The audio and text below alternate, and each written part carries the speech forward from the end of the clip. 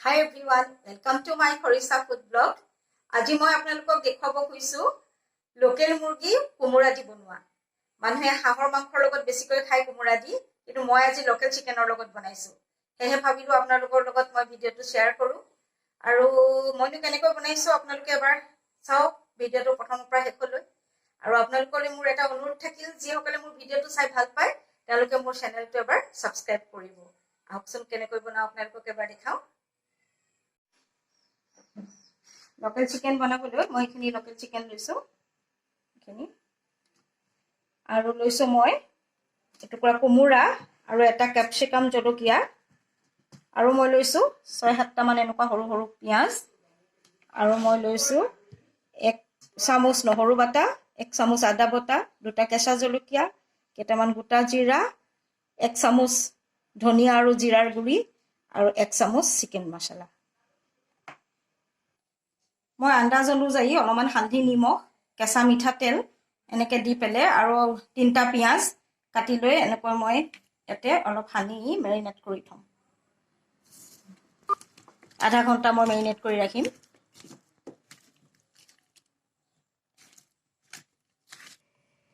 মই মুৰ্গীৰ আন্দাজ অনুযায়ী এনেকে মিঠাতেল দিলো। মুৰ্গীটো যিমান জোখৰ হয় সেইমতে মই মিঠাতেল দিলো ইয়াতে। এতিয়া তেল গৰম হৈ গ'ল আৰু মই জিৰা কেইটামান এনেকৈ ফুটাই লম। আৰু এতিয়া মই এনেকৈ পিঁয়াজখিনি অলপমান ৰঙা পৰিব দিম। পিঁয়াজখিনি বাদামী কালাৰ আহিলে এতিয়া মই ইয়াতে আদা নহৰু পেষ্টখিনি দি অলপমান ভাজি লম।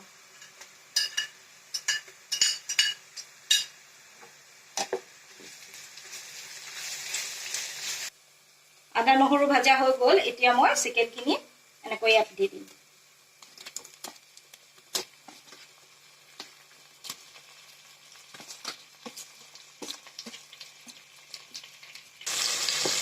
এতিয়া মই জিৰা গুৰি আৰু চিকেন মছলাখিনি ইয়াতে এনেকৈ দি দিম। দি পেলাই অলপ দেৰি ভাজিম।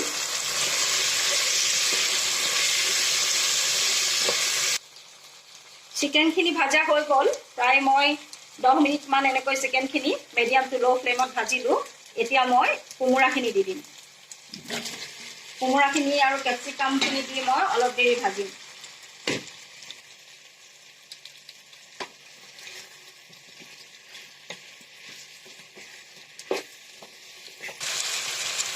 या ক্যাপসিকাম কেইডোখৰ দি মই এনেকৈ অলপ দেৰি ভাজিম। চিকেন ভাজা প্ৰায় হৈ গৈছে। কোমোৰা আৰু ক্যাপসিকাম দিও অলপ দেৰি ভাজিলো medium to low to medium ফ্লেমত। এতিয়া মই পানী দিম, গৰম পানী দিম। দিয়াৰ পিছত মই ঢাকন লগাই মাংস নিহিজালৈকে ৰাখি থম। তৰকাৰী প্ৰায় হৈ আহিছে। এতিয়া মই একেবাৰে শেষত এনেকৈ ৰঙা জলকীয়া দুটা, কেঁচা জলকীয়া দুটা এনেকৈ দি ঢাকনখন দি অলপ দেৰি ভাপতে থৈ দিম। কোমোৰা দি বনোৱা লোকেল মুৰ্গীৰ তৰকাৰী ৰেডি হৈ গ'ল। আপোনালোকে বনাব, সঁচাই খুব ভাল হয় খাবলৈ, অতি সুন্দৰ হয়। হাঁহৰ লগত কোমোৰা দি খালে যেনেকুৱা লাগে একেবাৰে তেনেকুৱাই লাগে। আৰু মোৰ ভিডিঅ'টো যদি আপোনালোকে ভাল পায় লাইক কৰিব, কমেণ্ট কৰিব, শ্বেয়াৰ কৰিব। আৰু আপোনালোকলৈ মোৰ এটা ৰিকুৱেষ্ট থাকিল, মোৰ চেনেলটো আপোনালোকে সাবস্ক্ৰাইব কৰিব।